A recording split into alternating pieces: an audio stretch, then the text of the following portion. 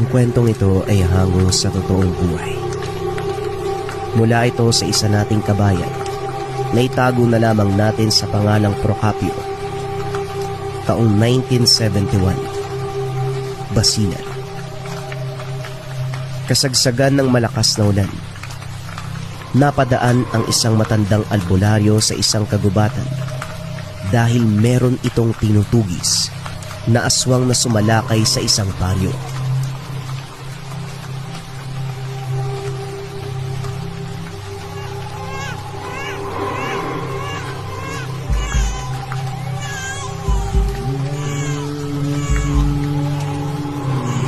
Ano ba naman yan?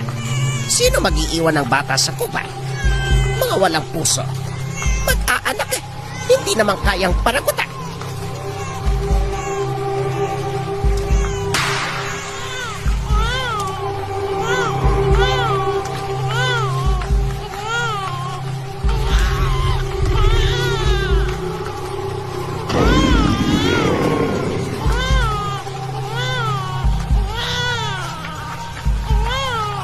Nakakaawang paslit.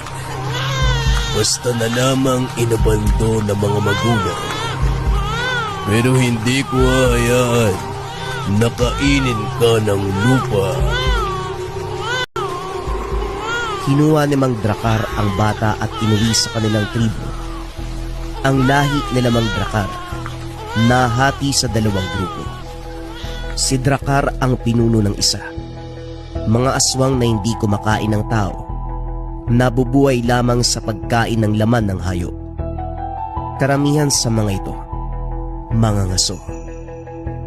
Samantala ang isang grupo, mga halang na aswang, walang ibang ginawa kung hindi kumain ng tao. Nag-aantay ng mga maliligaw sa kagubatan at doon bibiktimahin. Pinamumunuan ito ng kanyang kapatid, si Mang Dimio. Sila ang dalawang grupong nakatira sa isang baryo, ngunit hindi nila pinapakialaman ang isa't isa. Kahit magkaiba ang paniniwala at prinsipyo, namumuhay pa din sila ng payapa. Sa paglipas ng mga taon, hanggang sa pumatak sa 16 na taong gulang ang dalawa. Si Dakila, lumaki na nakasunod sa yapak ng ama-amahang si Mang Enteng. Natuto itong manggamot sa mga taong nangangailangan. Ngunit hindi lingid sa kaalaman na inampon siya ni Mang Enteng. May tangan ito na pangil ng kidlat na nakuha niya nang minsang mamundok kasama ang ama-amahan. Samantalang si Domas naman, kahit lumaki sa tribo ng mga aswang, hindi nila ito hinawaan. Sa utos na din ng pinuno na si Mang Dracar. At kahit sa ganong kalikasan ito nagkamuwang, lumaki si Domas na mabuting tao, merong pakialam sa iba. At bilang proteksyon, binigyan ito ni Mang Dracar ng tangan. Binunot nito ang mismong pangil, dinasalan at binuhay. Ginawang kwintas para sa binata. Tay, alis po muna ako para mangaso. Kukuha lang ho ako ng makakain natin. Huwag ka mag-alala. Kasama ko naman ho si B-Boy. Mag-iingat ho kami. Alis na ako, tay. Wika ni Domas. Talagang mag-iingat kayo, anak. Panahon din ni Kuya Dimino sa paghanap ng makakain nila. Marahil magpang-abot kayo. Mahirap na. Alam mong wala siyang kinikilala sa ganyang panahon. Oo, tay. Alis na kami. Lumabas si Domas ng tahanan. Naroon na ang kaibigan nitong si Biboy, nag-aantay sa kanya. Halika na, Domas. Bilisan na natin. Hanggat maaga pa. Baka makasalubong natin si Mang Dimio. Nakakatakot talaga yung matandang yun eh. Bakit ka naman natatakot sa kanya? Hindi ka naman gagalawin nun dahil isa kang aswang. Ako nga ang dapat na mas matakot eh. Naku, hindi mo pala alam. Kapag naghahanap siya ng makakain, parang nababaliw yun. Walang sinasanto. Kahit kalahi niya tatalawin kapag may pagkakataon. Kaya nga umiiwas ang lahat sa kanya eh.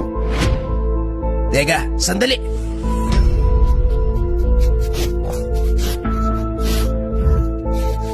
Kahit may araw pa ng mga oras na yun at hindi pa nagpapalit ng anyo, mas malakas pa rin si Biboy sa normal na tao.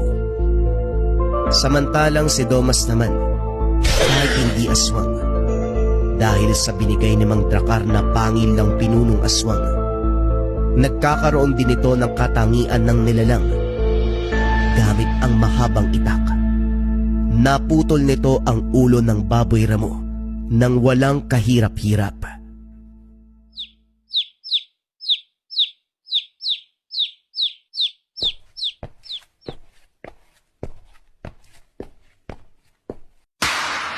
Sandali lang. Tumingin ka sa unahan. Sa kasamaang palad, nakasalubong nila ang kinakatakutan, si Mang Dimio. Sa harapan nito ay may 2 tao na umaakyat sa bundok. Pinapanood lang ng magkaibigan kung paanong lapain ng matanda ang dalawa.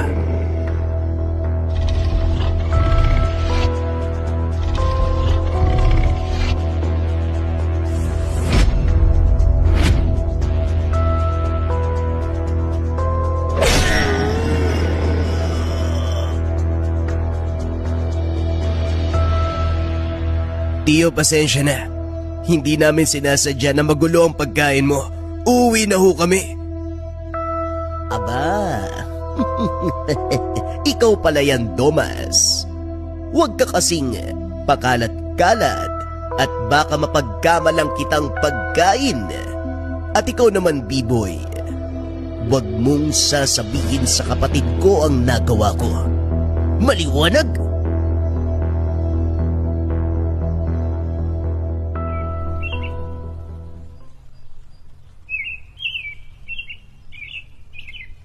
Anong nangyari sa'yo, B-Boy?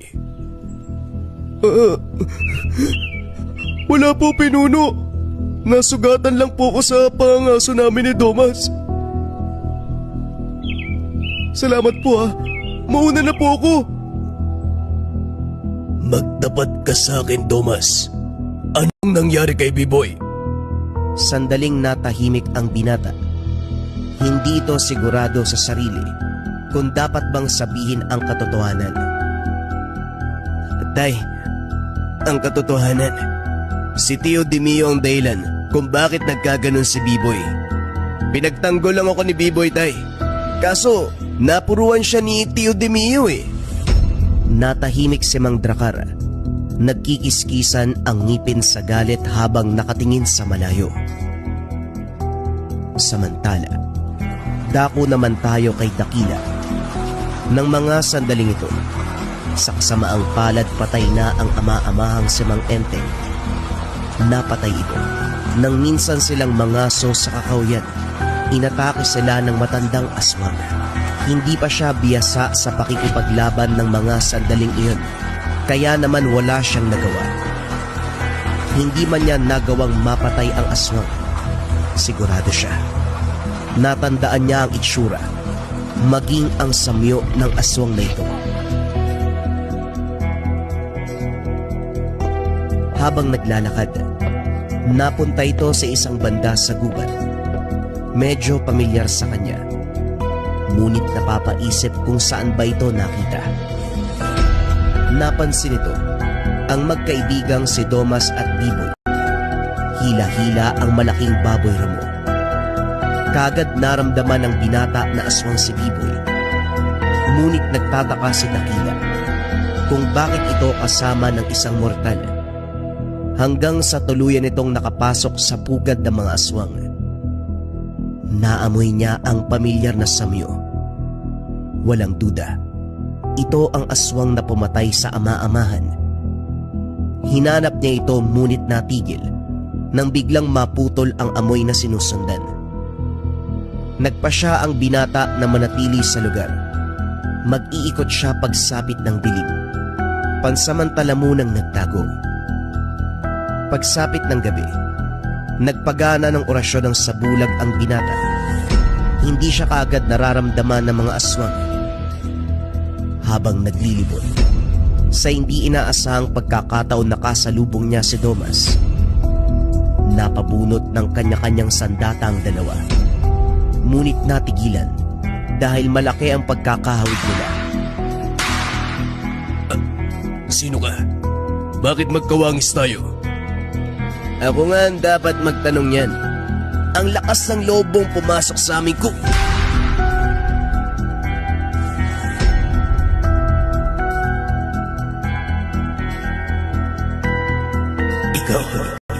Ikaw ang pumatay kay Tatay Enteng. Magbabayad ka!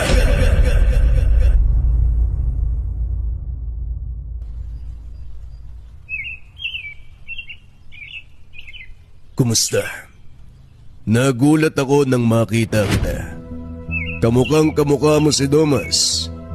Sigurado ko na meron kang koneksyon sa anak ko. Mukhang kambal kayong dalawa. Hindi humalahong tama kayo, pero hindi rin ako sigurado. Ampon lang ako ng isang matandang manggagamot. Ganyan din ang hinala ko nang makita kong anak ko. Sabihin mo sa akin, Iyo, bakit ka napadpad sa lugar na ito? Alam kong may alam ka sa lihim na karunungan, kaya hindi lingid sa kaalaman mo na pugad ito ng aswang. Huwag kang mabahala. Hayop lang ang kinakain namin dito. Kagabi nakita kong aswang na pumatay sa ama-amahan ko. Matagal ko na siyang hinahanap, pero ngayong nakita ko na siya, hindi ko siya hahayaang makatakas. Si Tio Demio. Pasensya ka na, dakila, pero sa tingin ko, hindi mo siya kakayanin kung mag-isa ka. Sa puntong ito, baka mamatay ka lang kung susugurin mo siya.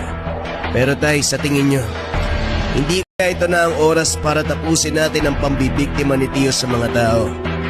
Marami na siyang naperwisyo, at siguradong darating din ang panahon na kahit ako papatayin niya, kahit sino sa mga kaangka natin, hindi siya mapipigilan, tay, lalo na't hayok siya sa laman.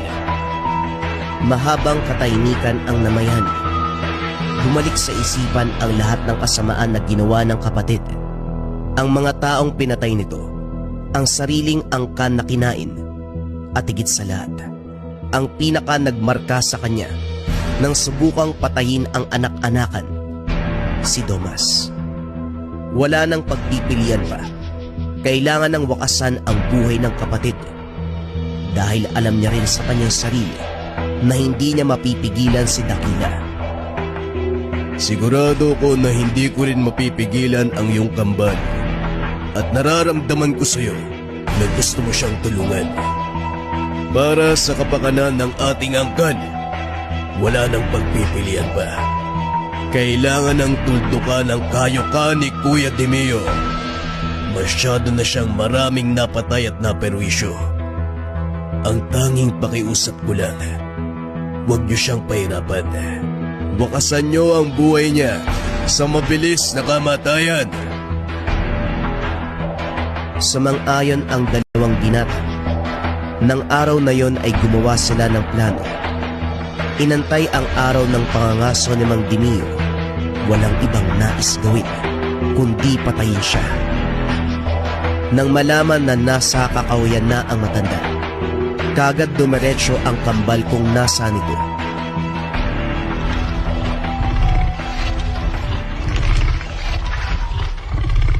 Tanggapin mo to!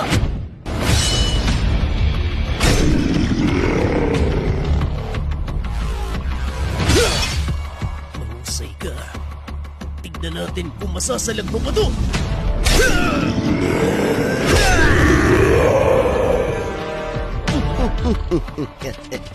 Akalain mo nga naman, Domas, hindi ka nag-iisa. Nagsama ka pa ng isa pang walang silbi na kamukha mo.